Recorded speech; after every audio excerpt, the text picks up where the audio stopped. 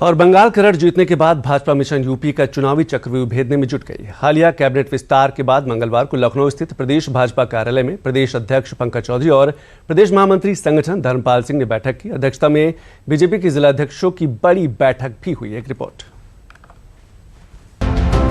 5 राज्यों के चुनावी रण के बाद अब बीजेपी ने मिशन 2027 के लिए अपनी तैयारियों का शंखनाद कर दिया है। बंगाल में ममता बनर्जी के विजयी किले को ढहाने और असम में जीत की हैट्रिक जमाने के बाद अब बीजेपी मिशन यूपी का चुनावी चक्रव्यूह सेट करने में लग गई है। हालिया कैबिनेट विस्तार के बाद अब बीजेपी अपने संगठन को मजबूती देने में लग गई है। इसी कवायद के तहत मंगलवार को लखनऊ के प्रदेश भाजपा कार्यालय में सभी 98 संगठनात्मक जिलों के जिलाध्यक्षों की बड़ी बैठक हुई है, जो 2027 विधानसभा चुनावों को देखते हुए खासा अहम मानी जा रही है। योगी सरकार के कैबिनेट विस्तार के बाद लखनऊ में बीजेपी जिलाध्यक्षों की बड़ी बैठक हुई। प्रदेश भाजपा कार्यालय में सभी 98 संगठनात्मक जिलों के जिलाध्यक्षों को बुलाया गया था। प्रदेश अध्यक्ष पंकज चौधरी और प्रदेश महामंत्री संगठन धर्मपाल सिंह ने बैठक की अध्यक्षता की। कैबिनेट विस्तार के तुरंत बाद हुई इस बैठक का मुख्य एजेंडा मिशन 2027 है।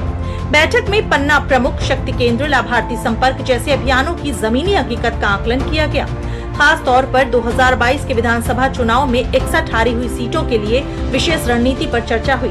पार्टी का लक्ष्य 2027 में इन हारी हुई सीटों पर फिर से कमल खिलाना है। इसके लिए संगठनात्मक बदलाव के साथ ही आगामी रोड मैप तैयार करने पर चर्चा हुई। 2027 चुनावों के मद्देनजर पार्टी हर बूथ की राजनीतिक धड़कन मापने, बूथ स्तर पर संगठन को मजबूत करने और अभियानों की समीक्षा में जुटी है। इस बैठक में हुई चर्चा को लेकर हाल ही में यूपी सरकार में मंत्री बने हंसराज विश्वकर्मा ने जानकारी दी है। दिशा निर्देश किया, जैसे अपनी बूथ समिति है, बूथ अध्यक्ष है, शक्ति केंद्र शक्ति, ये तो शुरू से रहा है। पहले सेक्टर था, अब शक्ति केंद्र हो गया।